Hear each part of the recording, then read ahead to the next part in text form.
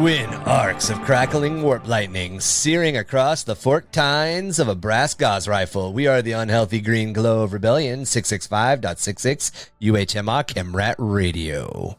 Bringing you live coverage straight from the cracked Elysium of the newest synthcore sensation to rock the Underhive, the Squeakcasters. You know, I heard the whole band is made up of four-armed rats. Remember back when we were the younglings, guys? Keep an eye out for the weather shifts all week, Hivers, as Blood Rain is lashing the sublevels all over again. Just don't drink it. You ain't a vampire, and hydraulic fluid and rust aren't good for you.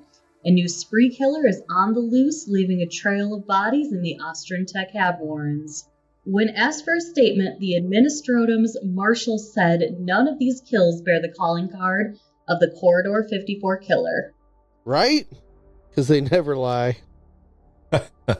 Basking in the glow of uncontained green lightning, I am your host, Goblin King, joined by the cunning Carnosaur catcher, our very own Emerald Skink Emmy. You gotta say hi. Hi. I didn't realize I had a line there. We like waving. We're really good at this audio podcast thing. We wave a lot. Constantly being the inspiration for new marks that are left in the Book of Grudges, it's Marky. Hello, everyone. Always looking for a spoonful of Marathi's love, it's our very own dark cloud, ChuckerFly. Tell you, that's some sweet sugar right there. Hey, I'm the dark cloud in here. Chuck can't be the dark cloud. He's the dark elf one. You're pissing off the dwarves, Marky. Just you chill piss out. off dwarves. You're in the Book of Grudges. I piss on the dwarves. There you go. That's why they have a grudge. One mark. Yeah. I put myself in that book. Welcome. That's 2 marks. He puts himself in the book. You hate me. Do we? Yes. Just a bunch of really confused dwarves. Like, I guess so, angry man. Plot twist, it's Death Note. As he's pissing all over the Book of Grudges. That's right. I understood that reference. Because there's a weird Netflix show, not because I've seen the anime. Oh, dude, I read the whole manga. That is the one that. So this has come up a couple of times in the podcast before. When I went to Chainsaw Man. when I changed my major from British literature to illustration and started going to school for illustration and art history, I had a couple of professors that were really, really, really against anime. And it makes sense because this was like 2000, 2001 era. There wasn't a lot of good anime, and 2, there was just the hoity-toity art thing that happens in art school, and appreciation for anime was beaten out of me relatively well. So like, I like Akira, and I like Ghost in the Shell, and I like other stuff from the, like, it was originally brought over. I like Cowboy Bebop, the show, and a couple of other old things, but nothing newer have I seen, nor do I have any desire. Somebody tried to get me to watch Naruto, and I'm like, this is aggravatingly.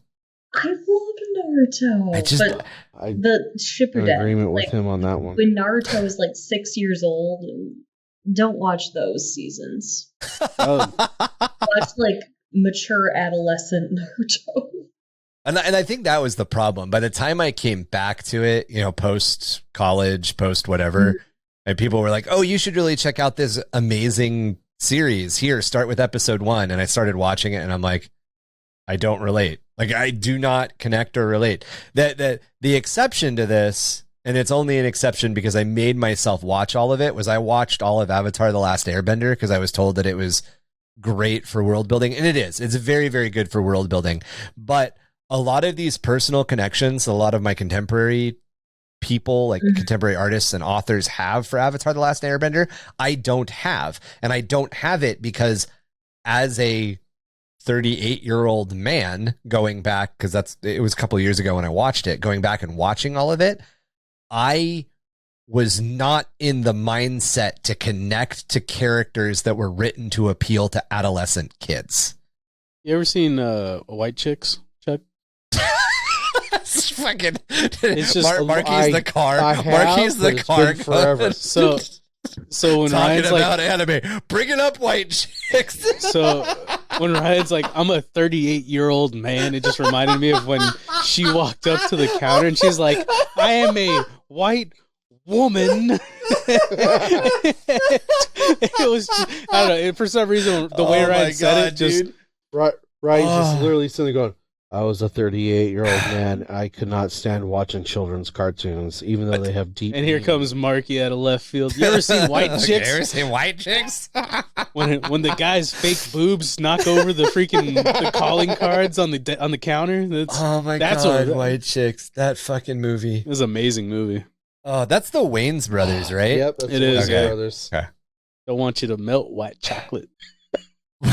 Welcome. That's Ryan's new name, White Chocolate. White chocolate. Come on, Ryan. I don't want you to melt, Ryan. That's my new Native American name is White Chocolate. Because you don't melt. I don't know if any of the tribal elders would like that, but okay. Actually, to tell you the truth, they'd probably laugh. Never mind. I'd probably get laughed at if I brought that up. I'm glad you made it because I couldn't make it. You have to be at least 44% Native American to make that joke. I get in right on that line, okay? I remember at one point, okay, last tangent, and then we'll get into the episode. Oh, God. I remember at one point somebody was like getting into like all the, because of my background being like Burning Man and all that stuff, somebody was getting into all the Native American headdress stuff. And we were at a party or we were at somewhere and there were all of these like shows on about different groups of Native Americans and like why you shouldn't take certain traditions and what they mean and all of that. And they were this person who I will not name or assign a gender to, because I'm trying not to get very angry at them again. So I'm going to leave them as blank page as possible. Had said to me at one point that I wasn't because I was too white. Allegedly. Right, allegedly. And then this show's on in the background and they bring forward Sioux Nation people. And this person's response is, oh, they look just like Ryan. And I'm like, yes. because whatever weird image you have of taking the brown Crayola and scribbling it all over somebody and calling them Native American isn't what it is. That's not how it works. Yeah, when my wife is super Mexican, like she's as Mexican as it gets. When she told me that there was blonde hair, blue eye, like Hispanic people, I was like, "What? What?" She's like, "Yeah, one of my cousins Brazil that lives in Mexico is blonde hair, blue eye," and I was like, "What?" It blew my mind. But I mean, Argentina. Yeah, they're from Argentina. Yeah, it just blew my mind. I was like, "Oh my god!" But then it's probably. There's a whole population of red hair, green eye too. Yeah. It's just like believe it or not, in the day. It was way back in the day we had this conversation. Believe it or not, 16. There's a mix of peoples, and yeah, you get a little bit of European into you, like I do, and a little bit. I'm like almost half. I'm like 60% white mutt, 40% native, but you know. I make the joke that my kids are more Mexican than I am. Why? Because I'm half Mexican and they're 3/4 Mexican. It's simple biology, Chuck. Don't you remember your pundit squares? Come on. Yeah, it's simple biology, man. Come on. All right. So before we stray further into 4 white guys from Kentucky territory. Oh man, can I start anybody got some chew for me? I start spitting when we launch Milwaukee's Beast can right here. When we launch Under the Hive of Madness bourbon, it's going to be 4 white guys from Kentucky. It's going to be bottled in Iowa. and we're going to have everyone involved pictures on the label. And somebody's going to buy a bottle and be like, there are 3 white people on this label. There are 3 white guys on this label. Everybody else either isn't a guy or isn't white. What the fuck is going on? From Iowa. There's just going to be like a ramping anger. It's just constant confusion when you buy a bottle. It's just I'll constant scrub screaming. the pile. It'll be fine. Yeah. They're gonna be Negative. like, they call it bourbon, but why does it taste like whiskey? It's negative 30 calories. Take a couple of shots and squint. They all look white. It's fine. They're like, yeah, but get a swig of this bottle. It doesn't taste like whiskey either. It tastes like beer. It's got a little tab on the side to like win a prize, and when you pull the tab off, it just spills out. Like it's the McDonald's game for the McDonald's Exactly. Monopoly game. Exactly. Oh my god! Oh, It's a leader of 4 guys from Kentucky. No, Leader I cola. I Yeah. thought you pull the tab and the prize you win is that's actually plugging the hole and it just pours out. That's the prize. The prize is it pours out on you. Yeah. Four guys from Kentucky pour out their prize on you. It's a leader of cola. It's not for a cop. Don't spit in it. Why'd you say that? Why'd you say it's for a cop? Why'd you say that? Did you? Okay. So last tangent. Did you guys see? No. Did you guys see that the Another tangent. the Broken Lizard guys, the Super Trooper guys, are making a medieval movie called Quasi? I did not, but now I do, and now I'm excited. It looks I'm pretty interested. funny. It deals with Quasimodo, and he works at a torture chamber, and that's all that I Oh. kind of gathered. But That's yeah, awesome. it looks pretty funny. I'm very excited. All right. Welcome to Under the Realms of Madness, Episode 2, Warhammer the Old World, A Rise of Men and Kings. This is our second episode where we take a look at the very earliest periods of the Old World's history. Last time, we looked at the Old Ones and their influence on the first races, whether it was by design or circumstance. And our story so far has laid out the origins of the Slan priesthood and their skink priests and Saurus warriors, the Elves and their sundering into 2 people, the Azur or High Elves and the Druchi or Dark Elves, the Dawi, also known as the Dwarves, and the Dawi Zar, the Chaos Dwarves. As well as brief mentions when it comes to the races of beastmen, humans, ogres, orcs, and goblins, and these skittering rat men known as the Skaven, where our overall goal is to explore the end times and how this event led to the current Age of Sigmar before we jump into exploring the 9 realms and all their factions. A lot of the groundwork for AOS comes from the history of the Old World.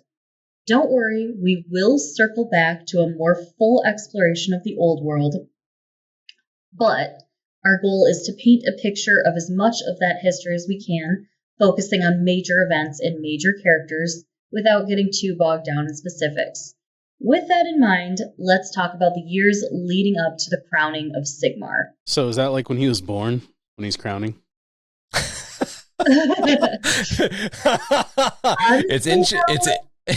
Like, Is the that way not what that meant? time works in the old world, it's like there's gonna be these like before Sigmar years, and Yeah. that's like the before the They call it- twin-tailed comet, basically. BS. I get it. So it's basically how the Empire calendar works. There's before Yes. Sigmar and Yeah. after Sigmar. And Yes. So there's BS and ass. it's Pretty much. IC I see. and BIC, before the Imperial calendar and then the Imperial calendar. Yep. We'll be referring to it as before Sigmar because a lot of the history and events that we're going to chronicle are things that were written by the dwarves, the Dawi, or things that were written by the Azur, the High Elves. So Mhm. because of that, we'll be using before Sigmar. But it's funny. We mean the crowning of Sigmar as in they put a crown on his head in the Imperial calendar was. But when we say before Sigmar, we mean before he was born, which is the joke that Marky made about crowning. So Which Yeah. what you're trying to say, Marky, What? is it's him inching his way to the top. Inching his way. I get it. Yes. with his hammer, with his girthy man hammer. Oh my God. It's true. His magical hammer. Is it girthy though? Yes. It is the Warhammer. It's the girthiest. Oh, it really? It's a war. Yeah, it's from a dwarf. But is as Emmy said, is it the Warhammer? Yes. As in the It one is that they. the Warhammer. Yeah, it's Wow. the Warhammer, as in the one that's on the cover of the books.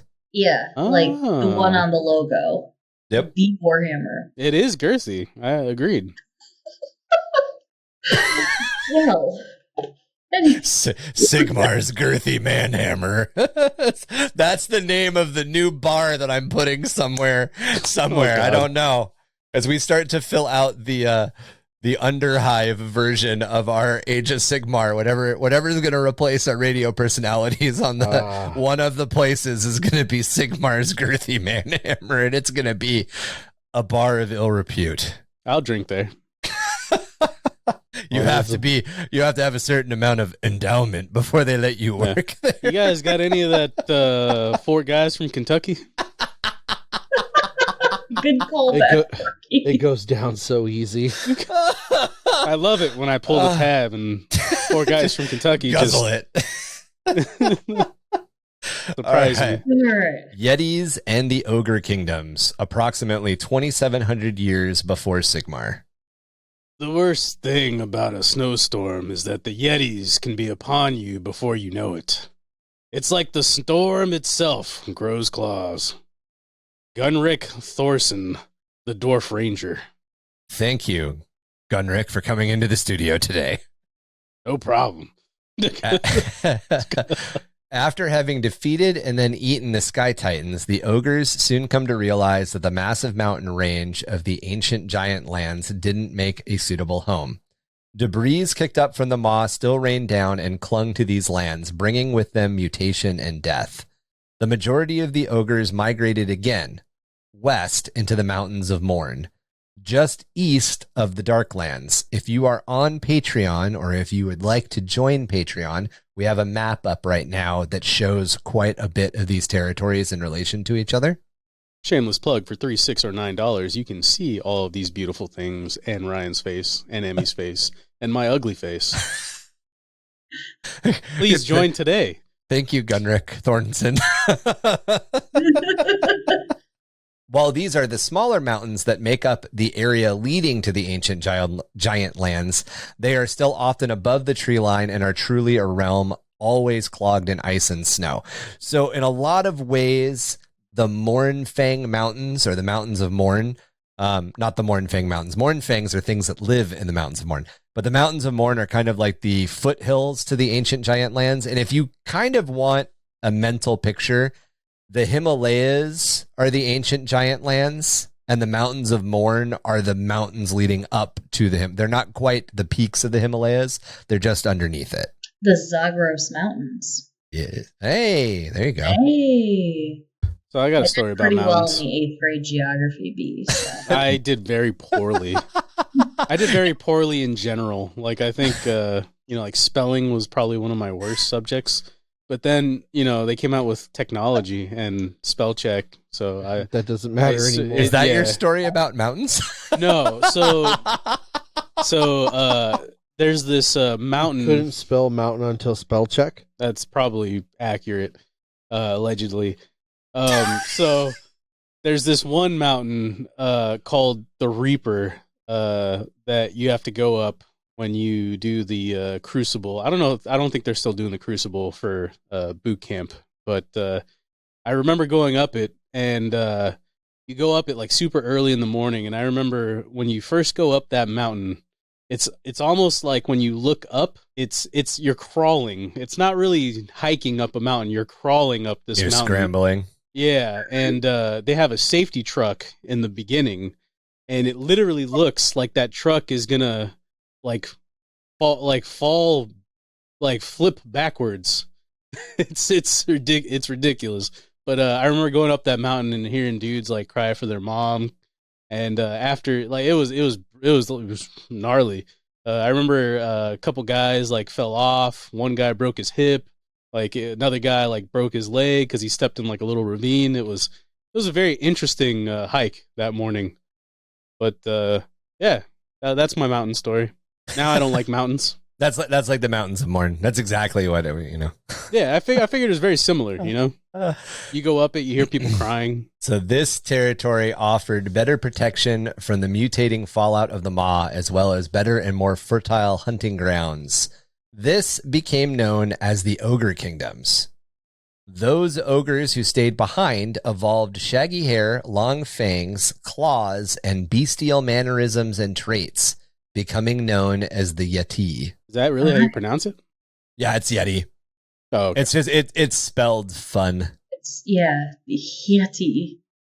But yeah, so all the ogres that did not leave the tippity tops of the Himalayas, the skylands, the giant lands, excuse me, just very slowly mutated into the Yeti. And if you play ogres now, you can take Yetis as a unit. Yeah. I really like they're the disgusting. nipple tattoo that guy's got going. It's the Maw. I love that. He's part of the Maw, and he's got the Maw belly buckle too. So he's part of the Maw clan. Oh wow. Don't forget what they would do with their ogres love having in their eyes best the strong survive and Dude. good children. I'm gonna make a Blood Bowl team called the Maw Man Titties. The ogres eat their own. They eat their children. They throw them in the pit. Remember? They throw them in that pit, and they crawl the pit, and they're like even crazier. They're like really slim ogres. So like as you throw these weak baby ogres or ogres they don't like in the pit, the stronger ones that are growing eat the other ones. Eventually claw their way out. They use them as like a special unit too once in a while. So it's like Bane. No, Bane's intelligent. They're like psycho crazy. Yeah, Weird and things that they throw in battle. They tow cauldrons of like blood and viscera behind them. And in the model, it's this ogre. He's got one of his arms is cut off and one of his legs is replaced with a peg. And his arm is replaced with a big blade. He's called like the something butcher. And he's towing behind him, I think it's called a modron. It's a cauldron, but with maw instead of coal. And it's full of like blood and viscera. And there's goblins hanging on to it because the goblins find stuff from the battlefield, like dead things from the battlefield, and throw it in. Yeah, well, I mean, just to get back on the Blood Bowl. well, no, not Blood Bowl, but it's like when I was saying that they're kind of like Bane. It's like I was born into the maw. You simply adopted the maw. I was molded by it. Yeah, ogres with the old stuff are like freaking insane. I don't know if I've seen an old model of ogres. They're the Are they current a models. newer army? No, they're an older army. They've been around for a long time. Well, newer in the sense of they came I think around 6th before edition. the end. They're like six. They're either 5th or 6th edition. I mean, they existed before. Yeah, before the end, but You could get like single units. yeah, with what was it? Dogs of War. Were Gargants Old World Fantasy unit? Gargants are giants, and Right. giants are the descendants of Sky Titans. So Sky Titans were much bigger and smarter, and current giants are their like what's left of their descendants. Your giant models Right. are like the second generation size of models. Oh, The first ones were only like this big. The giant. really? Yeah, they weren't that big. For those of you who can't see, Chuck's They can't holding see up my about finger. 4.5, 5 inches. Yeah. The new models are closer to like 6, 7. Yeah, they're pretty cool. Oh, I love thought them. they were The sons of Bahamut are Yeah. Behemoth are even bigger. They're huge. They're trying to make Imperial Knights in Age of Sigmar. And the That's real what they cool are. thing about giants Yeah, and that's a good gameplay point, Emmy. is there was a cutout in the books, so you could just trace it out on a piece of paper. And so in combat, your giant wouldn't just die; they would tip over and fall. Oh, so And you they have like a would little crush template? what was underneath them. Yep. And So then had you roll a template. d6, and then you do additional damage when it falls. It's a lot like the Knights. That's dope. Yeah. And they can also kick the objective markers around. What? So, they can roll to kick objective markers, and they can place the objective markers in different Oh, places. that's cool. That's cool. That's Interaction. Age of Sigmar. Yeah, that's it's cool. a fun interaction. That's really cool. Yeah, but like you know how you bought for Blood Bowl, right? Like a box of ogres, other than like Yeah. those. those are like the backbone. Everybody can't see it unless you're on Patreon. But those are the ogres. Yep, those are the exact models I those bought. have been out since they came out, like with their big book and everything. So that's the first iteration of those models. The ones that are out currently. The newest ones are the Mornfang, and most of them are Beast Riders. They're really cool. I really, really like the ogre line. Mostly because I like big, shaggy animals, to be honest. Mm-hmm. Yeah, the things that they ride are really cool. I remember when they first were coming out, one of the guys I used to play with, he bought like all the big giant models. It's like he put them on the table and everybody's like, that's your whole army? We were playing like 5,000 points each and you only had like 15 models. Oh, Jesus. Everybody's like, okay. I have some of the old Chaos Ogres, which are like their lower bodies or dragons. I'll get some pictures and post them. What? Yeah. Yeah, They're old metal. They're like first, second edition. That is dope. Yeah, old fantasy is a lot of cool. Like, it's fantasy. Mm-hmm. Huh. It's cool stuff. All right, now we are going to catch up with the events of the Chaos Dwarves. The truth about the Chaos Dwarves is buried beneath lies and evasions, for they are the great shame of the dwarfs. Ask any dwarf, and they'll fiercely deny their existence. But prostrations aside, rumors of great foundries in the Darklands, of horrid bull centaurs, of great cauldrons filled with molten metal hungrily devouring sacrifices to some blasphemous dark god, ring all too true to be the result of idle speculation. Otto Bloch, Professor Emeritus of the University of Nuln.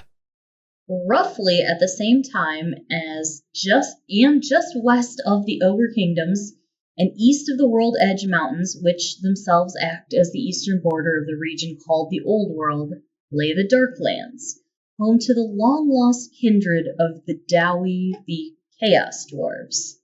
As time marched on, they deepened their pact with Hashut, embracing the powers of dark chaos magic it offered, twisting and mixing it with their already impressive skills in engineering and mechanical industry. It is said almost overnight the Tower of Zar Nagrund was raised with the use of arcane power and twisted mechanical invention. This lone capital of the Chaos Dwarf Empire, the Tower of Fire and Destruction, dominates the plain of Zar. Each tier of the massive ziggurat rose hundreds of feet above the level below it. Each advanced skyward to its peak where stood the Temple of Hashut. From here, the sorcerer elite of the Dowie Jar ruled over the Chaos Dwarves and their hordes of slaves. In the long and deep shadows, the ziggurat caste toiled away the countless orc and goblin slaves in the factories and furnaces, bent by their dwarven masters into the production of arcane mechanical death machines. So yeah, those are the Chaos Dwarves. I love the Chaos Dwarves. They're so I hope fun. their line comes back. I really do. I love that.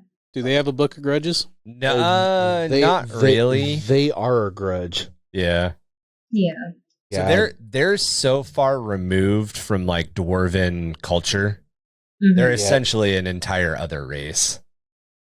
Yeah, they were kind of getting phased out right when I first started playing. Like, I first started playing, and then there was no updates, and they just kind of slowly Fell off. disappeared. Yeah. Yeah, we talked about.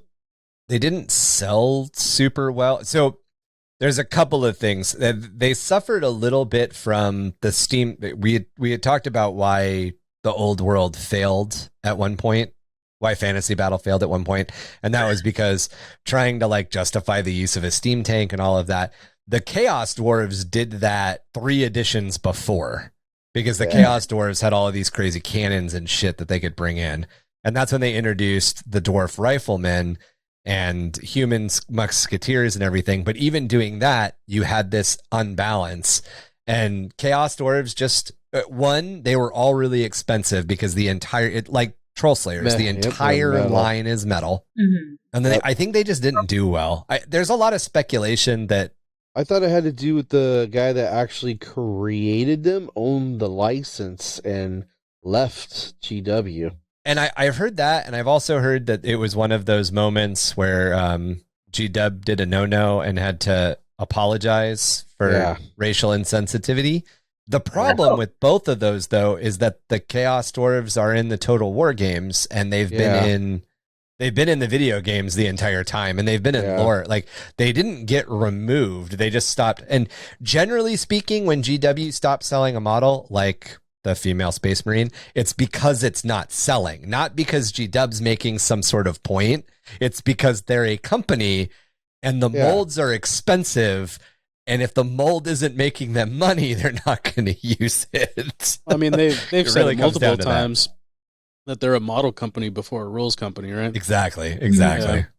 But this was probably in the late 90s when they fell off, the Chaos Dwarves. Yeah, it was late night. It was right before the end times started, because they had people that played them in the end times, but you didn't play Chaos Dwarves as your army. You took one or two Chaos engines in your other army. Yeah, there was the Chaos Cannon, and then you could buy Forge World was still selling Chaos Dwarf models. Like, they updated the line. Yeah, and you can play them even in lore if you're interested in any of the novels, the Felix and Gotrek novels.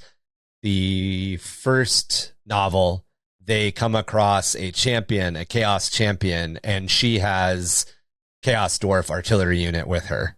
So they stayed in the lore too. Yeah. Yep, because that was the thing. Everybody would play Chaos if they had an artillery piece. Because that was the thing with Old Fantasy Battle. Artillery would win the game for you. Oh, yeah. So, God, it was so horrible. But Chaos started bringing a Chaos Dwarf cannon. Mm-hmm. Yep. Huh. Apparently, the only thing in Chaos that could operate a cannon was dwarves. It was good old dwarves. So next up is the Rise of Nehekhara.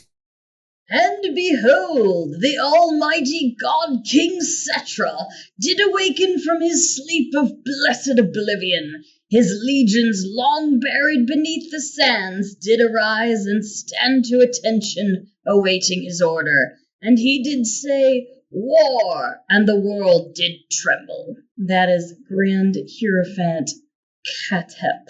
Still some 2,500 years before Sigmar, humans of the Vitae River valleys began to settle those fertile lands, building permanent settlements that would eventually grow into city-states. Up until this point, humans had mostly been nomadic tribal barbarians, having little impact on the civilization of the Dawi or the Azur. Often little more than rivals to feral greenskins and prey to the creatures of the dark forests. We're going to go back and forth between saying Dawi and dwarves and Azur or high elves, but Dawi means dwarves and Azur means high elves. Sorry, guys. Yes. Druchi means dark elves. They all have their own, just like 40K, they all have got their own name. Mm-hmm. The region that would become to be known as Nehekhara is south of the Badlands and west of the World Edge Mountains, bordering the Black Gulf as the rivers empty into the Southern Sea. These city-states became great edifices of white sandstone and carved marble, linked together by a trade infrastructure of constructed roads and river-based ships. However, each was ruled by its own king and raised its own armies. Armies that acted to both protect each of these city-states from other tribes of men and from the marauding outside forces of orcs and goblins that came down from the north. Eventually, these city-states became united, and Nehekhara, the Great Land, was born. The greatest of these cities was Khemri, the City of Kings, and while each of the other cities was allowed to rule autonomously, they were all expected to show loyalty and pay tribute to Khemri. This alliance allowed the humans to drive out threats and secure their lands. At the height of its power, Nehekhara would control a vast territory, from the western Araby deserts to the Sea of Dread in the east. If you're on Patreon, you can see what we're talking about. The southernmost provinces of what would be the Empire, and in the north to the edge of the Southland jungles in the south. However, while Nehekhara prospered and grew, its rulers could never be satisfied with the power they held, and the rights of conquest became the way of inheritance. No single family line was able to hold the crown for a long time, in a string of civil wars that eventually became known as the Time of Strife. When drought and plague tore across this already weakened land, little could be done against the green-skinned and northern barbarians that rampaged in their wake. Each king was too proud and arrogant to form any lasting alliance. They further ignored the warning of the priests who claimed the ancient desert gods had been angered by their actions. It seemed like Nehekhara stood on the brink of collapse. Marky, since we just talked about Holy Terra, did you notice that they call this the Time of Strife? And that they literally list off a bunch of human kings that are in a desert that can't agree with it. I mean, it's like the whole idea that we had talked about where a lot of stuff in 40K and a lot of stuff in fantasy literally comes from history. So the Age of Strife is the Age of Strife, an analog for the fall of the Egyptian Empire, because the Time of Strife in Nehekhara is obviously the end of the Old Kingdom before the Middle Kingdom of the Egyptians rise. Wait, it's the fall of the New Kingdom before the Middle. It's New Kingdom, Mid Kingdom, Old Kingdom, which doesn't make any sense. It's kind of towards the resolution of the New Kingdom before the Middle Kingdom comes about. It's really interesting to me to draw those parallels. What do you think? I want to know. Well, it's kind of like when you say New Kingdom. Mid Kingdom is what you said? Middle Kingdom. So Egyptian history is split into 3 time slots. And I might have this backwards, but I believe New Kingdom Egypt is the term that's used for the beginning of the empire. So the Egyptian empire lasted for close to 3,000 years, and it's split into 3 time periods. There was the New Kingdom, which was the first chunk, and then there was a collapse of society and a bunch of civil war. And then everything fell apart. And then there was Middle Egypt, which was Middle Kingdom. And then that kind of slowly progressed into Old Kingdom. And the Old Kingdom would be the Egyptian kingdom that overlapped with Roman history. So the eldest part of the Egyptian empire overlapped with the youngest part of the Roman Empire. It almost seems like it parallels in the sense of like the Golden Age versus the Age of Strife versus like what's after that? The Great Crusade. The Great Crusade. The Great Crusade would be the Roman Kingdom, legions expanding, essentially. Right. The techno-barbarian wars of the Age of Strife are Egypt, and then the Great Crusade is the Roman Empire. Like, that's kind of how it feels like. I know everybody kind of has their own interpretation, but that's sort of how it feels. Right. At least that's kind of like the parallel I drew between the two. But very, very interesting. History was not my my best subject, along with every other subject. But I listened in biology, though. I like biology. That's like a good biology. I like biology. Okay, that's where I'm going to leave it at. I do. He likes the little amoebas that amoeba at each other. Yeah.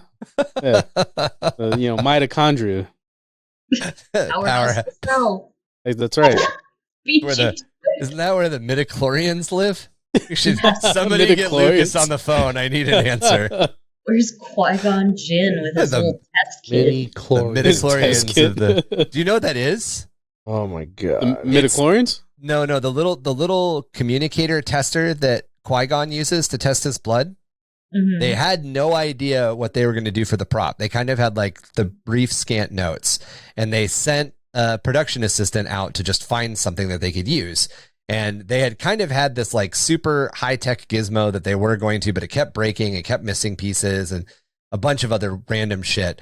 So eventually they settled on the first generation Venus shaver, like leg shaver. I wondered why that looked so familiar, because it's that really thick handle with the little prongs on it. Yep. And they spray painted it black. That's all that is. No way.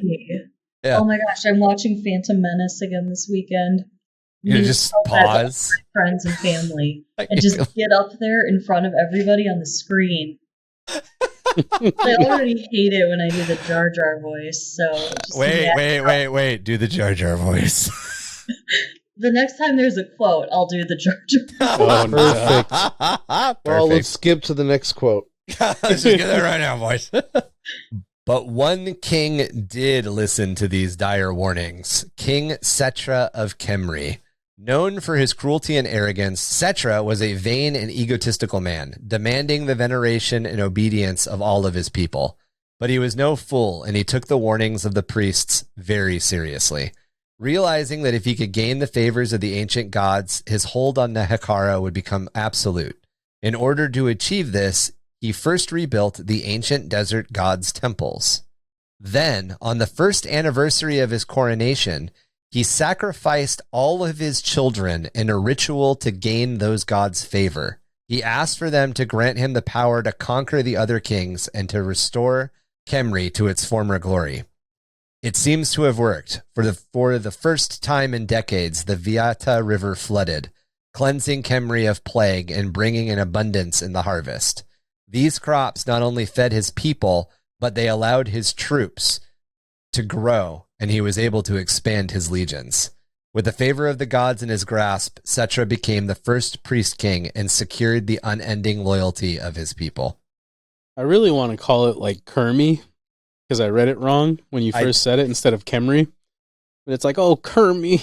I almost did that. That's why there was that little bit of a pause, because I was like, Khemri. Kermy. My Kermy. Piggy. Kermy. I did a lot of phonetic research this time, so I think I got most of the words right, but I guarantee you I'm pronouncing something Yeah, wrong. I've never heard it as Kermy, but now that's it. That's it. It's canon Kermy. now. It's Kermy now. That's- Kermy. It's like Catachan. Good old Catation. The crustaceans are coming. Oh, The Kermy. Kermies are coming. My favorite ever was Tiznatch. When somebody Tiznatch. told me that they were going to do a Tiznatch army, and I was like, You're like, a what? Siege. Siege. It's pronounced Tiznatch. I love that. I'm going to start calling it that now. There's an actually guy. Okay, so Emmy and I both TikTok Warhammer content. Yeah. You broke Chuck. Are you talking about the person that I think you're talking about? I probably am. Okay. There's this one person on TikTok who cannot pronounce any of these fucking things. And the thing that kills me is they're everywhere. And it's to the point where I swear to God, they did. Sorry, I don't want to gender. I don't want to out anybody. But I swear within the last week or so, I was watching something and they were talking about their Ultera Marines. And I'm like, Ultra, why are you doing it on purpose? To say Ultramarines. Like, are you doing it on purpose? I can't, but I don't think they are. I honestly think they can't pronounce anything. Tiznatch. They can't pronounce Tiznatch. Dude, They can't say Tiznatch. I love that. Hey, I want a Oh Blood my Bowl God, team. I want a somebody Blood Bowl really team got named that after now. me for saying, like, I think this is when I first started. I said something like reboot Gilliman, and everyone's like, Roboot. Oh, I did. Robert, really? You mean Robert? Yeah, Robert. Yeah. I think Robert it, Gilman? Rowboat, robot. I Is think that it how- is Reboot. I don't think it's He's- Reboote. Is it People Reboote? really are so convinced it is Reboote. That's thought it was because a Americans Reboot. are stupid and think we have to pronounce every letter in a word. And that's not how English or French, which a lot of these words are based on, come from. Mm-hmm. Reboot. I always thought it was Reboot. Yeah. Yeah, I thought it was Reboot too. I didn't think it was Reboote. I'm going to start calling him Reboote, though. I like that. Reboot. People Reboot. are so adamant in my comment section that it is pronounced custodes and not custodes, and that it's Reboot. I do say Custodes. I say Custodes. I Yeah. think it's custodes. Yeah, it's custodes. It's not custodes. It's not like chodes. It's Yeah, custodes. the custards. Yeah, I think custards. I probably should have went with chodes, though. That sounds more... The one that I fucked up a lot in the early podcast was Astartes. Because- Astrades. Because I'm a Dune guy and House Atreides. So Of I would course, do Atreides instead of Astartes. And yeah. Mhm. Eh. It's a made-up word anyway. Yeah, exactly. All words are made up. I can't remember. Okay. So one of the earliest things that I remember from creative writing was we were listening to a discussion about this exact subject. And it was a discussion specifically between, I think it was Terry Goodkind, Robert Jordan, and somebody else. Mhm. And they were specifically talking about pronunciation of made up words. Mhm. And they're in the, wow, what is Robert Jordan's book series called? The Wheel of Time. In the Wheel of Time, course. there's the Aes Sedai. Mhm. And, you know, there's people that are like, no, it's like, that will fight you to the death that it's not the Aes Sedai, it's the Aceti Deseti or whatever. Like they burn the Aceti Spaghetti. And you're like, why the fuck would you? It's the Aes Sedai. And Robert Jordan's like, I didn't really know how it was pronounced. I just wrote it down. And then the other one is the Bene Gesserit from Dune. Mhm. And you'll get people that will be like, no, it's the Bene Gesserit. And like, why would it be Gesserit? It's Gesserit. Why are you pronouncing it? And it's all of these nerd arguments over these made up sci-fi and fantasy words. God, I know. I feel like it's just like the GIF and GIF conversation. It is like that's exactly what comes to mind is GIF and GIF. Do I look like I know what a goddamn JPEG is? I just need a picture of a goddamn hot dog. I'm sorry, is it a giraffe or is it a giraffe? I don't know. I just drag my tongue over it and call it good. Yeah. And then the guy, I guess the guy that actually made the file type GIF said it was GIF, and I was like, yeah, shut up. Nobody cares, man. It's GIF. Or the imager. Yeah. But is it Imgur? Is it Imgur? Is it Imager? Like what is it? You get people pronounce it differently. Yeah. I don't know. I've always had it as Imgur in my head, but I'm sure Imgur is just as valid. Anyways, shall we? Cetra was an extremely accomplished warrior, excelling in martial ability on the battlefield, as well as being a ruthlessly brilliant tactician. Leading his legions from the front, he conquered city after city, giving no quarter as he forced the other kings to their knees. Each in turn swore fealty to him and Khemri once again, and before long he had taken all the cities and reunited Nehekhara once again. While Cetra was undoubtedly a ruthless tyrant, under his rule his lands were once again secured and prospered. Not only were temples and monuments erected in the honor of the old desert gods, but many were raised for Cetra as well. Even distant lands heard of his prowess and power, and feared the possibility of his legions marching down upon them. But Cetra's goals of world domination were halted by his own mortality, as at the age of 40 he began to feel his body betray him. I'm just going to say, I'm really angry with this part of the lore. Why would you put 40? What do you got against me, guys? And then I stand up and my knees are like, nah, dog, we ain't going to war anymore. And I'm like, okay, now I see the point. I feel like 40 is like pushing it back in the day, you know? Oh, 100%. Oh, yeah. In medieval peasant years, that's tenured. Yeah. Like I'm Alexander not even the Great died at 28. Yeah, I'm not even close to that, and I feel horrible. Thanks, Mark. Wow. My back hurts in 3 new places now that you said that. You're gonna have to help me to my car. This very much also heralds back to Bronze Age, pre-Bronze Age collapse stuff. One of the things that was so scary about the Bronze Age armies, and one of the things that actually led to their downfall in our history and world history, was that everybody feared the Bronze Age kings because of their chariots and because of their horse, cavalry. And the reason that they feared them was that was the pinnacle of military technology.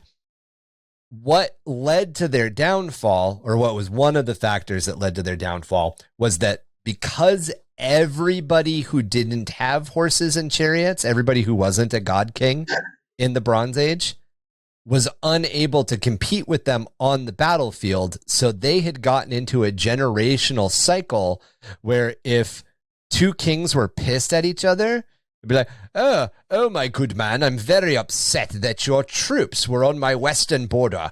On Thursday, let's have a battle and figure it out, chap. We'll figure out who owns that area. And the other king would be like, yes, my good sir, that sounds prime. And they would like write down when they were going to battle. They would agree on a point total. They would get all their, I'm not kidding. They would get all their troops ready. They would go out and they would have a war. And one side would win, and then they would leave. And the territory wouldn't even necessarily change hands. Well, what happened was all of these barbarian hordes, all of these, in air quotes, barbarian hordes that were living around this area had watched this for years, one, and two, had been used as mercenary forces in these battles for years. So these guys, these mercenaries who, one, were starting to mess with Iron Age weapons, but two, just had these battles, like they knew. They're like, this is how the beginning, this is what's going to happen. King A is going to charge his chariots.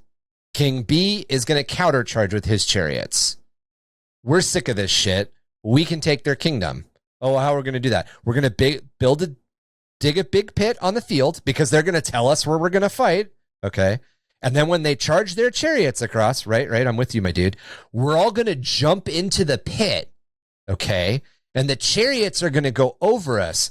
And then we're going to jump up and we're going to charge their troops because now their super weapon is way past our line. And that's what it's, and like literally that's one of the things that there was no one single thing with the Bronze Age collapse, but it's just really interesting because even in this setup for Cetra, to get back to what I was talking, or the link that I'm making, they talk about how Cetra's legions were feared by everybody, including the people outside, just feared them. And that's how it was at the height of the Bronze Age, just before the collapse. Everybody was so afraid of Egypt's armies because the Egyptian kings had warfare down to like a well-oiled, timed machine. And what's a big thing that this leads to for Tomb Kings? Chariots. Oh yeah, love me some chariots with some undeady horse boys. Lots of chariots. I'm really into horses and armies. I've started to do it in 40K, and I'm like, I have a problem. I can put horses in this army. I'm putting horses in this army. I've thought about doing the flesh eater courts and doing the horsey vampires, but I think I want to get them with the little cutie marks on the butt, like a My Little Pony. Oh hell yeah! I just feel like if it had little pastel balloons on his ass, somehow it would feel worse to be beat by that. It's all about that. What the fuck's her name? Not Rainbow Bright. That's a Care Bear, I think. What's something Rainbow Dash? Rainbow Dash? Rainbow Dash. Yeah, it's all about that Rainbow ponies. Dash. Yep. My Little Ponies. My Little Flesh Eater Court ponies. My Little Flesh Eater Court. I might just keep all like the creepy bits off of them. I don't know. I just feel like no, you have to. Real you have fun to put them on. to like kick their ass with Fluttershy. Yeah, that'd be dope. Yeah. Like fucking Applejack, bitch. I love my god! I already decided on my color scheme for my Soul Grave. It's just vampires, but that's pretty funny. Throwback to applesauce, bitch. I should put little hearts on their butts. Yeah, put little hearts and put little balloons on their butts. Or remember maybe the only other person that will remember this will be Chuck, but remember Puppy Pals or Pound Puppies? Puppy Pals, yeah, I remember those. I remember seeing commercials for those on TV. They all had little paw prints on their butts. They just put little horse hoof prints on their butts. Never heard of it. Yeah. But you know how the My Little Ponies all have like a design on their ass. Yeah. And they have to earn that. Like when they figure out what their life's mission is. What do they call it? Shows up. It's called a cutie mark. A cutie mark, yeah. I'm really into My Little Pony lore. I should totally do. I should do that, but the one that gets a heart, it's like an actual heart, and it's bleeding. Oh hell yeah! Then what you do though, Emmy, to bring it all full circle, all your foot troops are Care Bears. Yeah, Care Bear stare. Yep. You got Care Bears going on. Because back in the 80s, they'd have all the crossover cartoons. Right. You got Rainbow Bright charging in there too. That'd be the Yeah. best My Age of d- Sigmar little army bit, ever. right? little bit of strawberry shortcake like mixed in. Oh, Strawberry dude. shortcake could be like all the wizards. And Strawberry shortcake necromancers can be and like the stuff. queen. 10th edition Like 40k Nagash. soup army list right here. The Gash strawberry shortcake. The Hell gas yeah. strawberry shortcake. No, that'd be fucking- Rainbow Bright. We're gonna need Hello God. Kitty and Karapi and all those Oh, yeah. Sanrio That could be characters, too. a different army. Like you That's get you. gonna have to be the Seraphon, like the There you little go. frog character can be Lord Croak. There was He's so great. there was a old Photoshop file that I actually printed out as a sticker and I carried it around on my old army case for a long time. It was the second edition box art for 40k, but somebody Hello had Kitty put in Hello Kitties on all the Space Marines and Karopis on all the orcs, on the and it orcs. said it in the dark future, instead of there's only war, it was there is only Hello Kitty. Oh, jeez. I think I've seen Hello Kitty Marines. Yeah, somebody had a whole Hello Kitty Yeah. That's army awesome. for years. Yeah. In That's my fantastic. defense, I only know about My Little Pony because my daughter was super into it when she was like 5 and 6, and my wife got It's super fine, you're a into it. brony. And I remember running around Comic-Con with my wife, getting a like collector's set of My Little Pony posters. And we were like super excited to show my daughter, like, oh, look what we got you. And when we gave them to her, she's like, I don't really like My Little Pony anymore. And we were fucking heartbroken because we were like, we ran around Comic-Con to do this for you. And she's just kind of like, meh. So now we have them hung up in our room for some reason. Marky's confessions. Yes, this is Marky's confession corner for our Under the Realms of Madness. Wow. Marky's Confessions Part 3. That's right. Oh, dude, I just watched what is it? A League of Their Own, like the old baseball movie with Tom Hanks. There's no Mhm. crying in baseball. Yeah, dude, I didn't realize that "There's no crying in baseball" came from that. Like I always just thought it was a saying. I didn't know it came from that movie. You know that How About Them Apples is from a movie, right? Yeah, that well, I was Okay. referencing the movie. Yeah, that's why I was like Apple Jacks, bitch. That was yeah. What was it in This is a pretty funny meme. Sutra does not That's the serve. layers of It really does. Okay, that foreshadowing for what happens to Cetra. yes.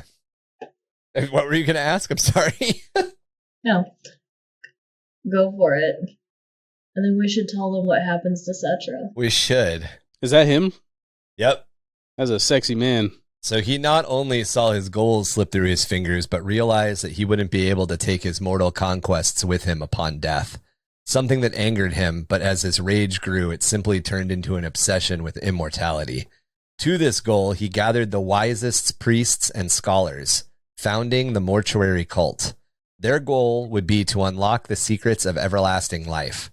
With powerful magical incantations and potions, the Hierophants of Cetra's cult extended his life and their own to unnatural lengths, even harnessing the winds of magic in order to combat the inevitable. However, the secrets of immortality still evaded them. They promised, given enough time, they would unlock the secrets of death and the rituals needed for Cetra to return from the realm of souls to inhabit an imperishable body, from which he could rule eternally. With a curse on his lips, Cetra's rule would end with his death in 2350 before Sigmar. His body was laid to rest in a great shining white sandstone pyramid, buried alongside his most faithful servants and soldiers to await the day of reckoning. So to give you guys an idea, Cetra was born in about 2500 before Sigmar. So he lived for about 250 years. Jeez. Damn. So was his body getting all like fucked up over time? Was he in the same body? He was in his own body. He got older, but he got kind of like that when they describe people who have had a bunch of like rejuve treatment. Yeah. He got kind of that like waxy, ageless appearance. Not so much like old man falling apart appearance. Like Michael Jackson.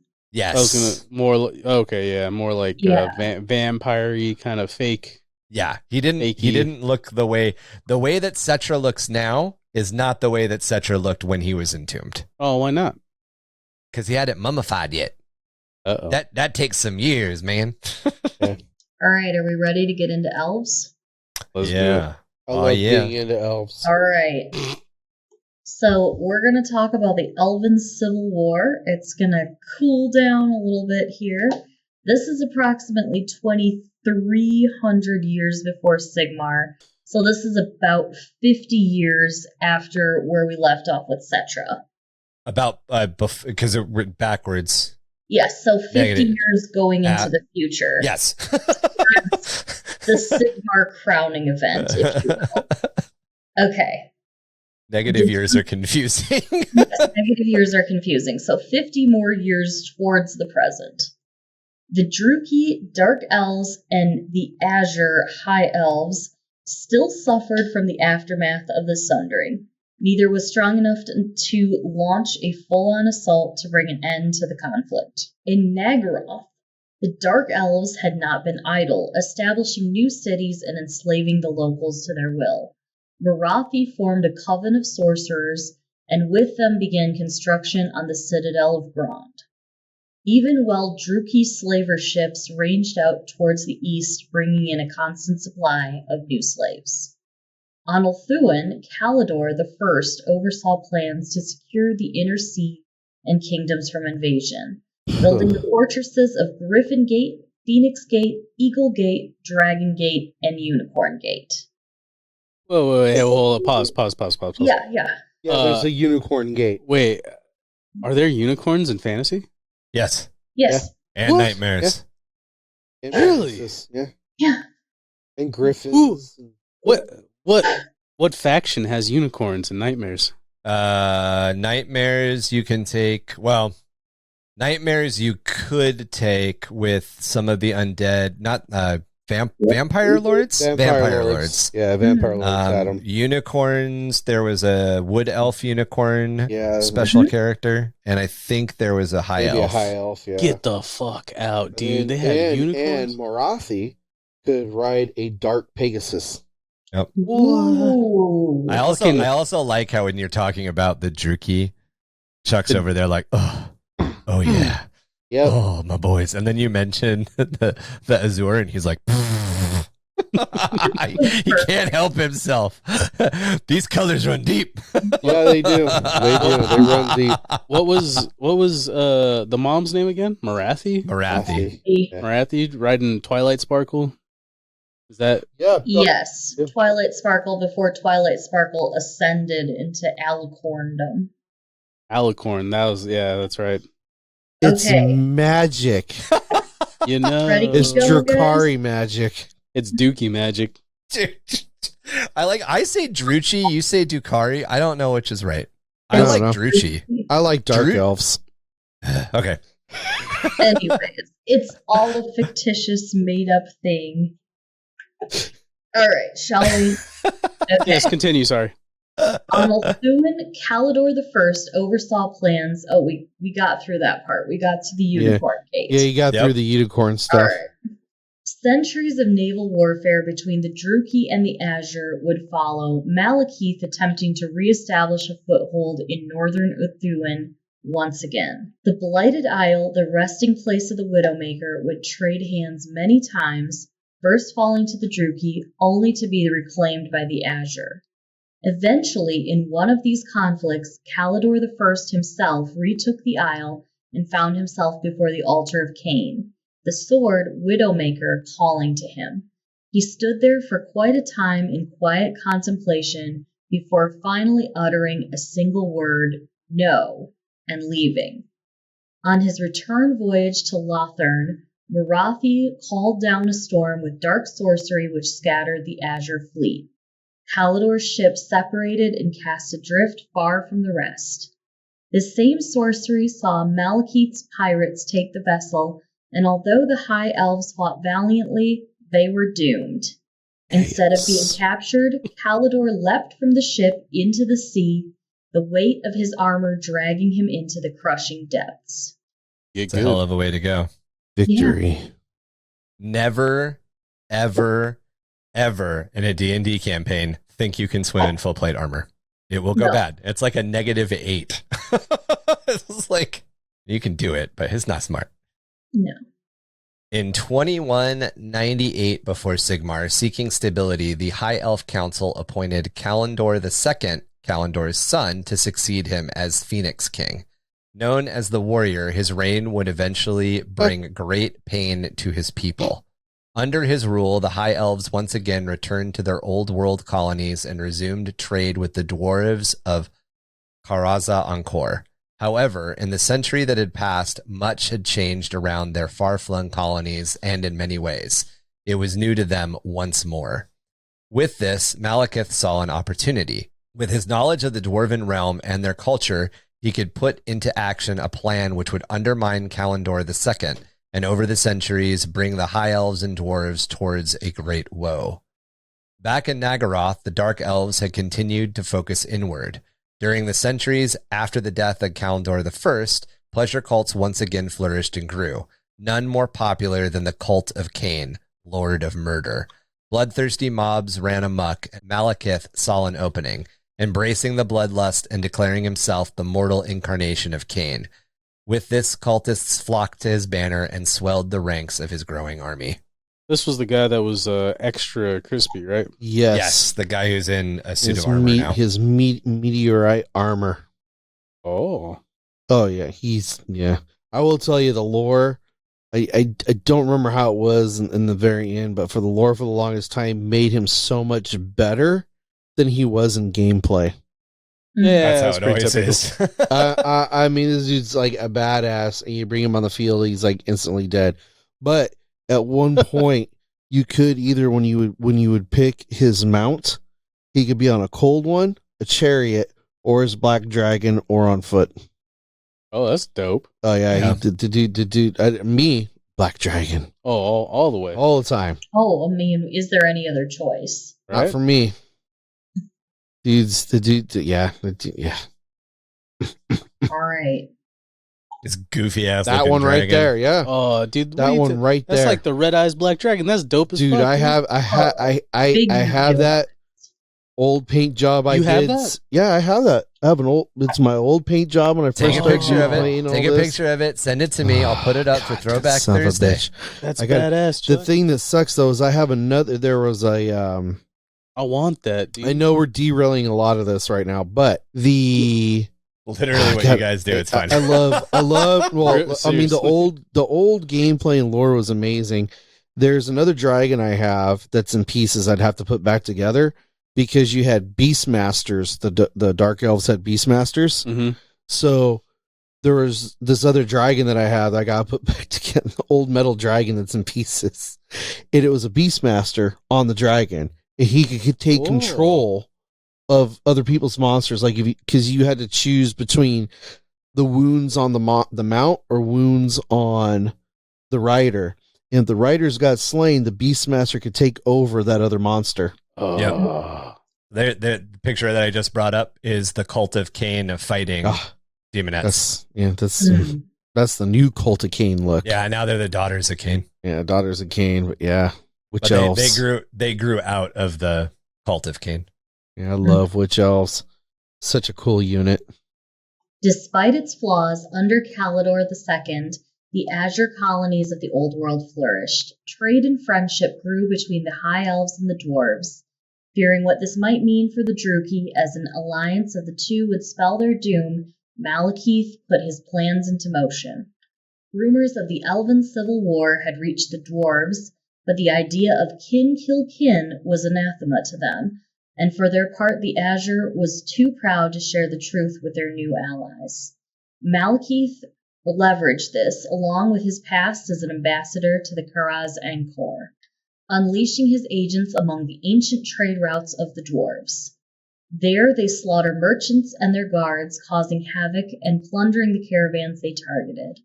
They ambushed a delegation traveling between Karak Azorn and Karak Azul and razed settlements to the ground, all while planting evidence that would lead back to the Azure.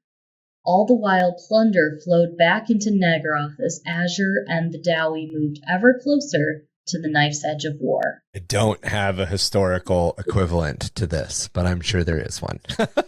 No history lesson this time. Sorry, guys. So jumping back into the lands of Nehekhara once again, the time of kings. This is approximately 2350, so right after the death of Settra to 2,000 years before Sigmar.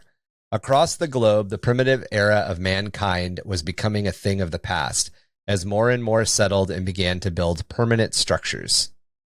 However, none was as advanced as the Nehekhara. Following the death of Settra was a centuries-long period known as the Time of Kings. While no single priest king after him could reclaim his reign over all of Nehekhara, the realm did not once again dissolve into the civil war of the Time of Strife.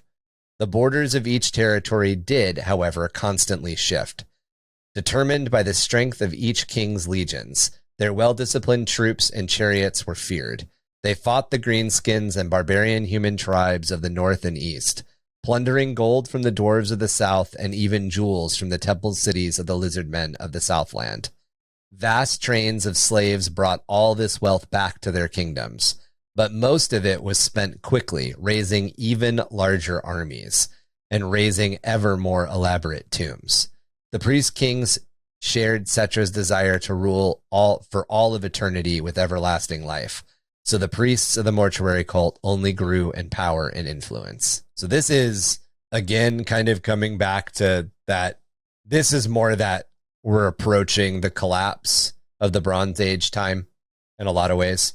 Obviously there's a lot of fantasy that gets thrown into why the collapse and why the dissolvement happens. But this is very similar. The Egyptian kings were not unified under a ruling pharaoh for a time period, and they just spent all of the money they got plundering other lands in making their armies bigger so they could have better wars. It all became about the spectacle of how big your army was and how big your war could be. Approximately 2,000 years before Sigmar, with each generation after those that Settra had gathered, the priests' knowledge and power expanded, each passing their knowledge to the next. By the 5th generation, those priests had discovered how to bind their souls to their bodies, preventing their own deaths. And it seemed that the knowledge to bring the priest kings back would soon be within their grasp. But these lich priests, as they came to be known, had amassed massive power and wealth, being second only to the priest kings themselves, and they jealously guarded their knowledge to continue enjoying this power. With this, they simply chose to watch the dynasties rise and fall under the mortuary cults.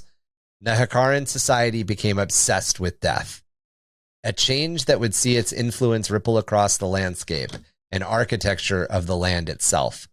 Priest kings demanded larger and more elaborate monuments and pyramids, although none would challenge the size of Settra's Great Pyramid.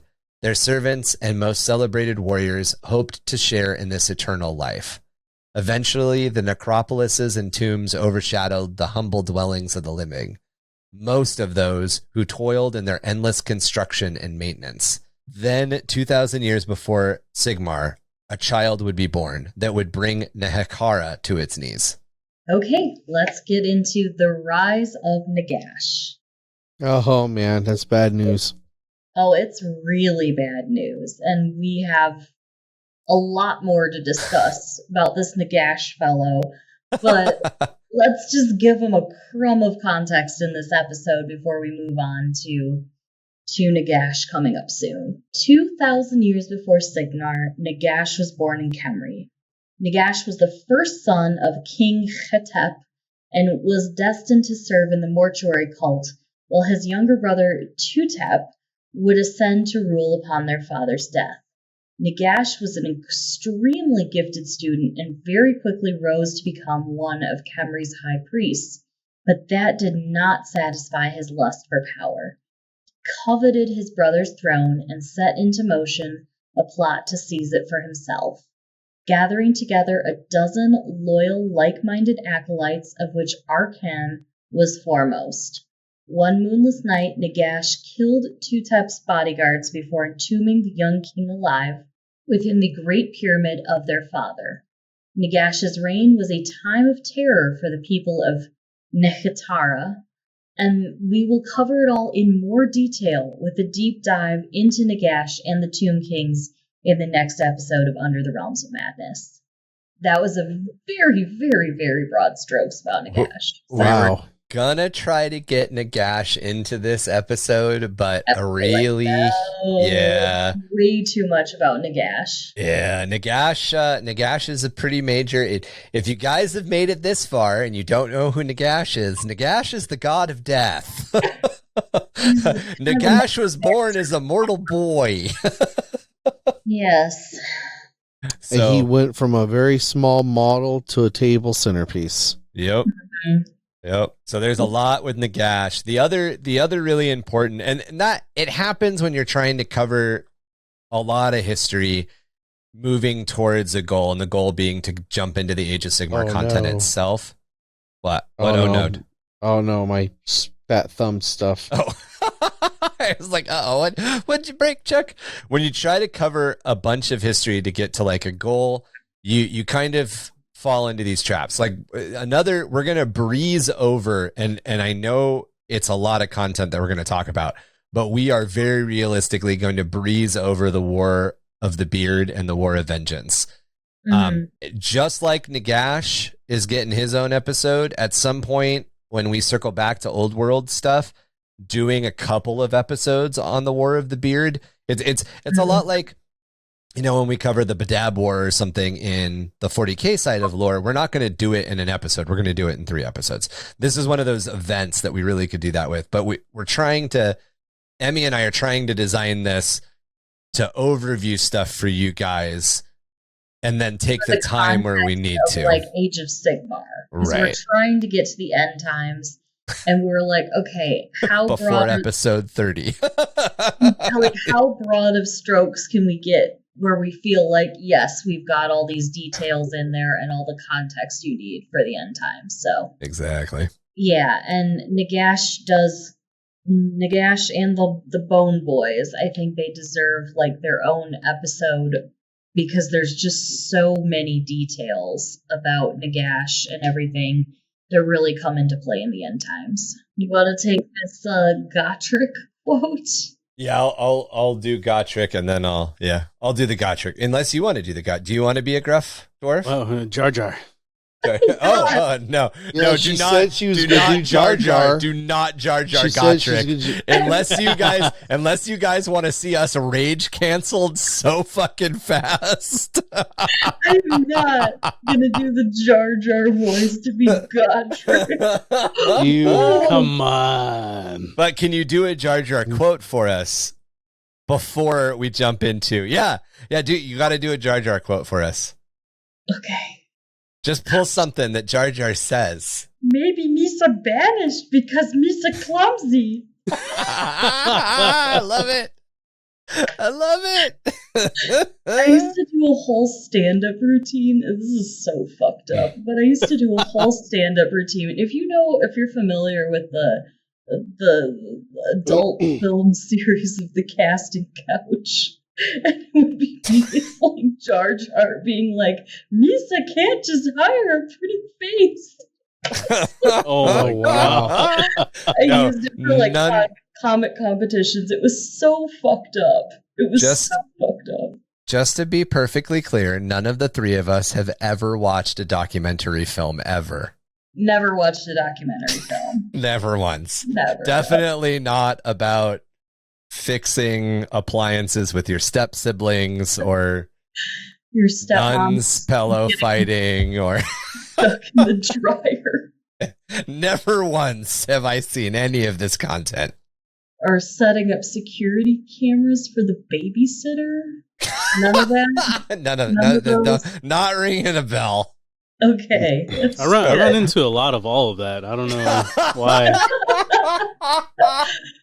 Like, for some reason, the plumber does everything but fix the pipes, so I don't really understand why. Also, why is it that the stepsister is always, like, getting stuck in a window? Right? Like, how is that, like, a common... Like, do they even have milkmen anymore, like, these days? Maybe Like, not. No. yeah. To be fair, you brought this up. a milkman or a guy delivering your ice blocks for you for your ice box. Yeah, and that's there right. aren't even really like pizza. Now that we have like contactless DoorDash delivery, like How are we going to have the pizza guy show up? And it's like, oh, I don't have any cash. Did It's all Amazon. extra sausage? It's all. I can't remember what movie was it where it ends with the pizza guy coming in and he goes, "Did you boys order the extra sausage?" Sounds like a grandma's boy thing, but I don't think that was it. No, it was Community. It was the end of a Community episode. Fucking King of the Jungle. Fucking grandma's boy, dude. That movie. The War of the Beard, War of Vengeance. We scourged them from the forests and drove them from the lands. After that, who were we to trade with? Commerce between our races had been the source of much wealth, tainted though it was. Worse, the cost in lives was much worse than the cost in our merchants. The finest warriors of 3 generations fell in that bitter struggle. While we had warred with our fatherless allies, the dark gathered its strength. We were weary of the war when the Black Mountains belched forth their clouds of ash. The sky was overcast, and the sun hid its face. Our crops died and our cattle sickened. Our people had returned to the safety of their cities. And from the very heart of our realm, from the place we imagined ourselves strongest, our foes burst forth. Gotrek Gurnison. Approximately 1997 to 1600 before Sigmar. I probably butchered it, but still, there you go. Gotrek Gurnison. It's difficult. I'm talking about the quote, but yeah. You got it. You got it. I wasn't even listening. I'm sorry, you didn't Chuck. You didn't do the. I can't do accents. Listen, manling.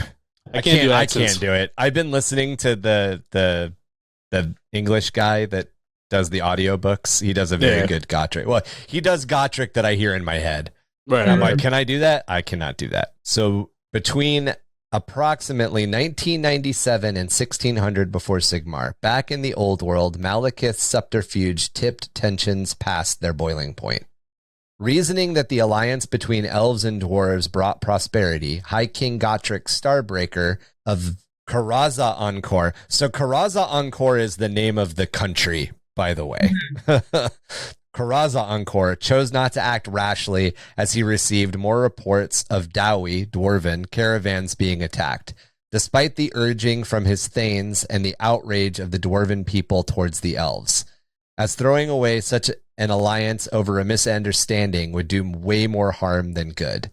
The Azure, or High Elves, ambassadors in the Old World, including Kalendor II's brother, Prince Imladric,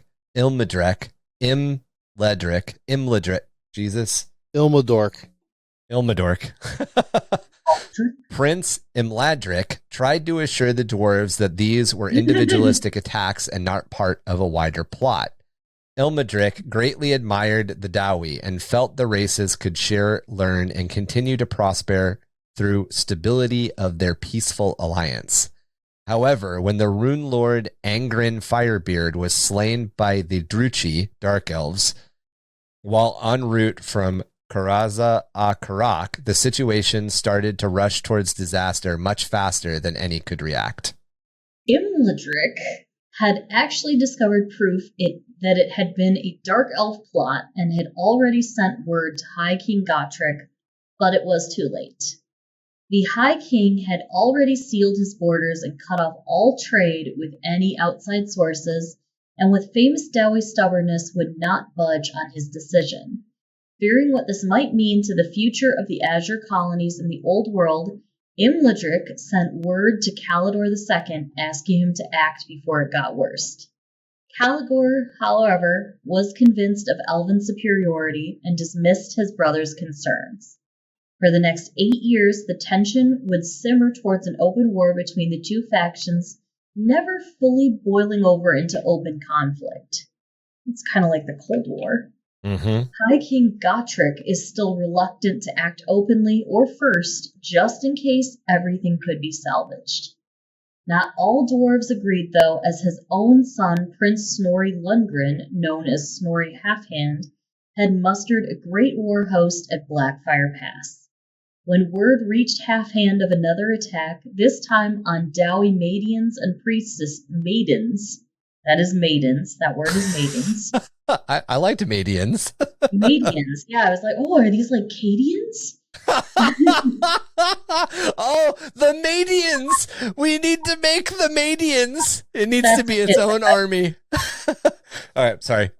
How are we going to get Cadians into this one? Here's how we did it. All right. We got them, boys. When word reached Half-Hand of another attack, this time on Dowie maidens and priestesses, he took matters into his own hands. Marching on the Azure settlement of Khor Vanaith with 40,000 troops and razing it into the ground, he then switched his focus towards the greatest Azure settlements in the Old World, Tor Alessi. Tor Alessi would later become L'Anglais in Bretonnia.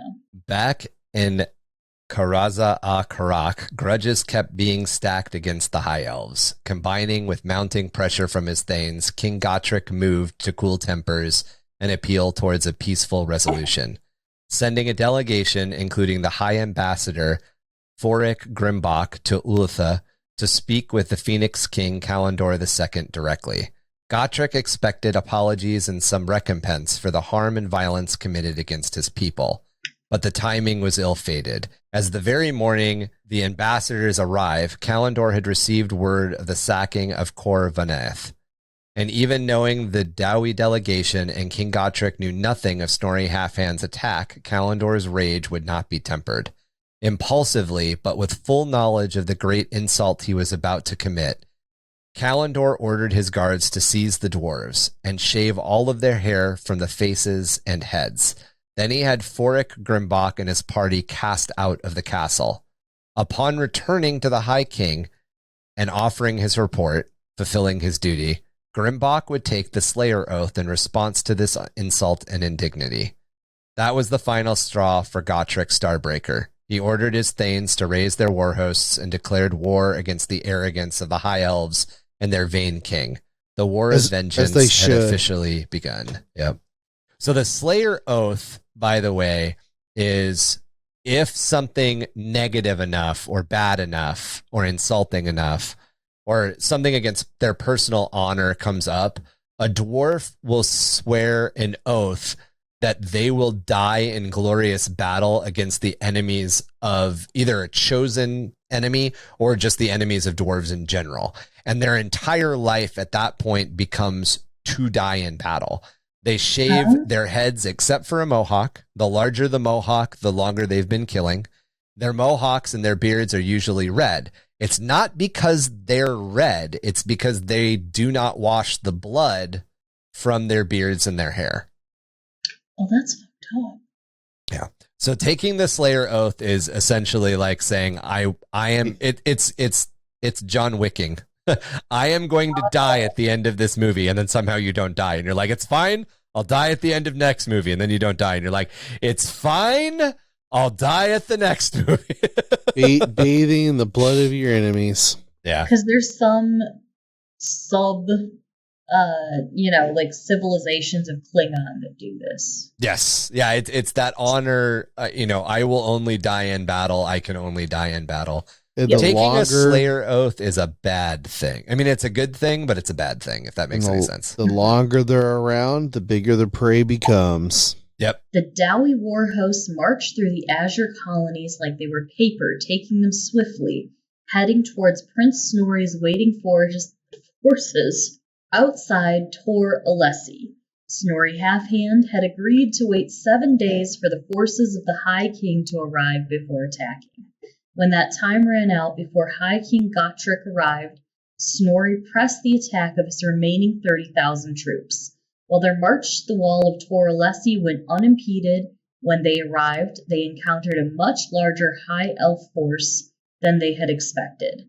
The battle before the walls was desperate on both sides, with Snorri Half-Hand committing his entire force, and even personally leading a charge to force the Azure to retreat back inside the walls. However, the Dowie forces couldn't breach those walls and were instead forced to besiege Tor Alessi as they waited for the Hive King's force to arrive. When the High King and his thanes did arrive, their forces combined with Snorri's, a 14-day assault began. The dwarven forces breached the fortress's outer walls in several places, although they were unable to breach the inner fortress.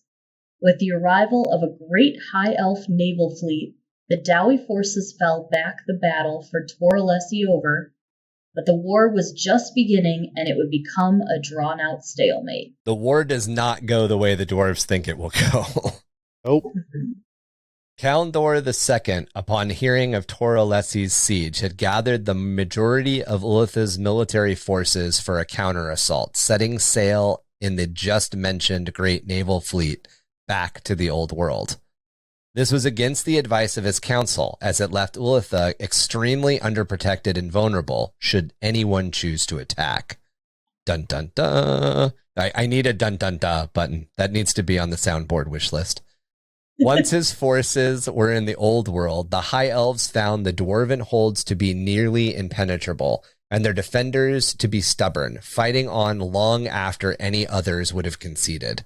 For their part, the dwarves had misjudged the Azure, assuming they would be much like the token forces they had encountered defending their colonies, leaving them unprepared for the huge armies of well-disciplined elven troops or the martial prowess of their knights. Far be it for dwarves to admit that they had made any such error, though. For 20 years, the war ground on with neither side claiming any major victory. Then, in 1974 before Sigmar, word came to Karaz an Karak that Kalendor II himself had finally taken to the field. So this is actually part of Malekith's heritage or gift. The Azure military still drilled the way that Malekith had trained them. So their military was still incredibly well disciplined because Malekith had been, before his fall, a just ridiculously good general and warrior. The general of the elves. Yeah. He was their top general. The Phoenix King Kalendor II had taken to the field at Angaz Baradum. Prince Snorri, who had returned to Blackfire Pass rather than to his father, the king's side, heard these rumors first. Without waiting for word from High King Gotrek, Snorri marched out to meet Kalendor, seeking to end the war. Before the battle began, Kalendor rode forth to parley with the prince. This meeting between the arrogant and sneering Phoenix King and the hot-headed and brash Snorri was only ever going to end in one way. Snorri quickly challenged Kalendor to single combat, and whether the prince intended for both sides to leave the field with honor and an end to the war at the conclusion of the duel is unknown. For regardless of his many faults, the Phoenix King was one of the age's most skilled and cunning warriors. As Snorri spoke the words of judgment, Kalendor openly mocked him, provoking the prince to act in blind rage. This gave the Phoenix King the opening to strike a blow that the Dowie say broke every rule of single combat. Wounded so early, and no match for Kalendor's skill to begin with, Snorri was quickly struck down. His arm was severed from him at the elbow and cast into the water-filled quarries of Angaz Baradum. This was a great insult, as it would deprive the prince's ability to heft an axe in the afterlife. Kalendor II had intended to then call the full attack using the Azure warhost to dash and rout the dwarven force. But seeing the insult laid out to their prince, the Dowie charged in a slayer's rage, and the High Elves fell back to their waiting ships. This allowed the dwarves to claim the prince's body and bring it back to High King at Karaza a Karak. Grief over the loss of his son drove High King Gotrek Starbreaker into the blackest of rages. He vowed to bring the entire strength of the Karaz Encore down on the Azure and their arrogant Phoenix King. However, it would be centuries before the oath could be satisfied and struck from the Book of Grudges. All right, let's talk about Tylos. Approximately 2,005 years before Sigmar, another early settlement of men, the city of Tylos, would rise and advance over other human settlements of the time. Thanks to their trade with the dwarves of the Black Mountains, many of them moved to the city and took up residence in tunnels under it. From the dwarves, the humans learned many ways of mastering architecture, and the blended city grew and prospered. Eventually, the humans, to praise their gods and fortune, started to build a great temple. It would take 100 years to construct, but as the human builders struggled to complete the spire at the temple's top, work dragged on. It was simply very difficult to transport stone that high. Just when they thought the temple would never be completed, a gray-clad stranger appeared to them and promised he could finish the work in a single night. All he asked for was to add his own dedication to the temple for his work. He entered the Temple of Dusk, telling them to return at midnight. Clouds descended on the work as it remained hidden. Then, at midnight, the shrouding clouds lifted and unveiled the finished spire and a great bell that now hung there. The figure had disappeared. The great bell tolled 13 times. At the last toll, lightning struck the bell, revealing the blackened outline of the Chaos Moon Morsley leering down.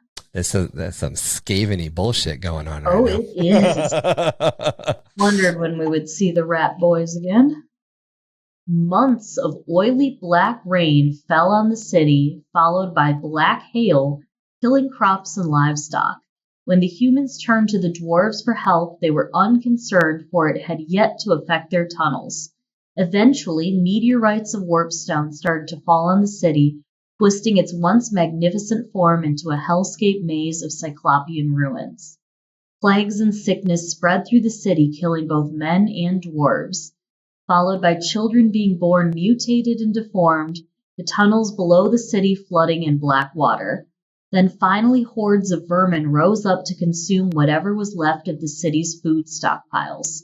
The humans turned even to the dark gods of chaos for deliverance, but all that came were more rats, bigger and meaner and more twisted.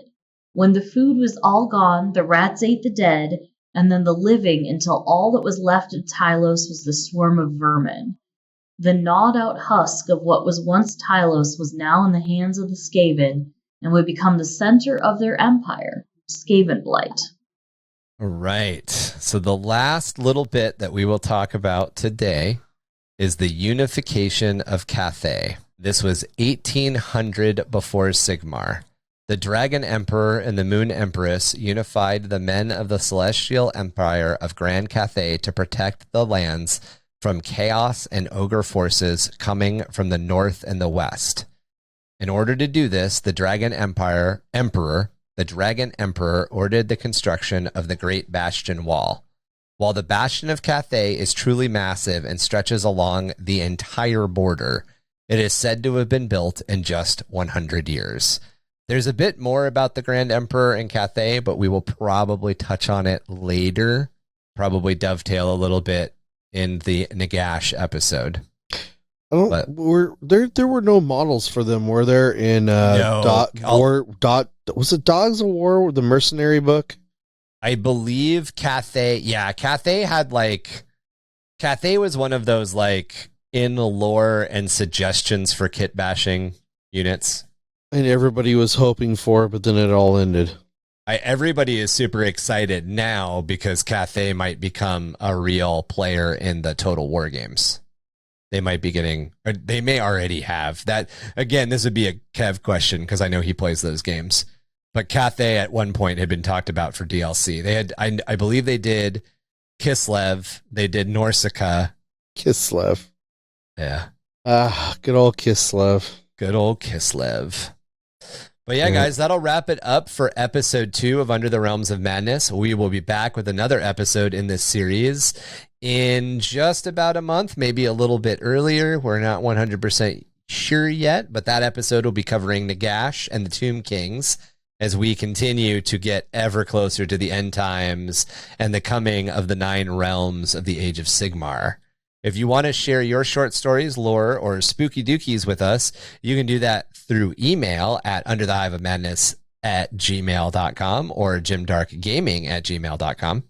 Join our community on Discord. Not only can you talk with us about the lore, hobby, and tactics of Warhammer 40k, you can also get involved in Warhammer Age of Sigmar, Magic the Gathering, role-playing games, video games, and much more. You can also find us on Facebook and Instagram. And Ryan and I are on TikTok. I'm on TikTok at CoralPecan. Ryan, what is your TikTok handle again? Goblin King. Goblin King. Goblin, yeah, something like that. And I just like Tic Tacs. Yeah. You can also find us at underthehiveofmadness.com, and spelling and links will be in the show notes. Help the podcast grow by liking and reviewing us wherever you get your podcast fix. We are on Spotify, Apple, Google, Stitcher, and many, many more. You can also support us on Patreon at www.patreon.com/underthehiveofmadness. All Patreon members get access to a video podcast with minimal editing, so you can see our beautiful faces and hear our amazing Oscar-winning performances. I mean, blunders and bloopers. All of the Patreon levels also get access to our quarterly painting contest. Plus, we have other perks at higher levels. We all definitely suggest you guys head on over and check that stuff out.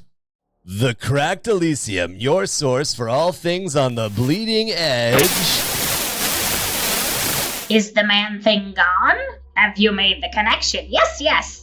Listen, man-things need more wake time. Moors leave energy made with real warpstone.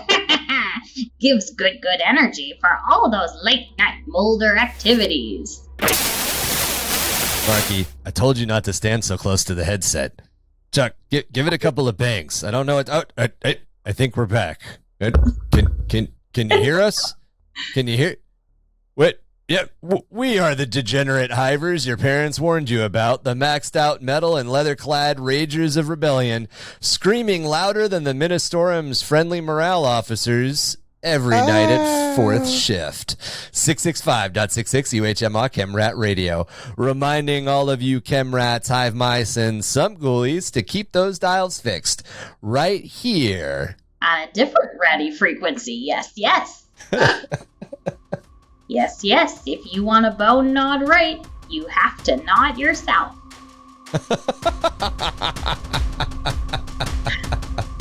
Love it. Love it.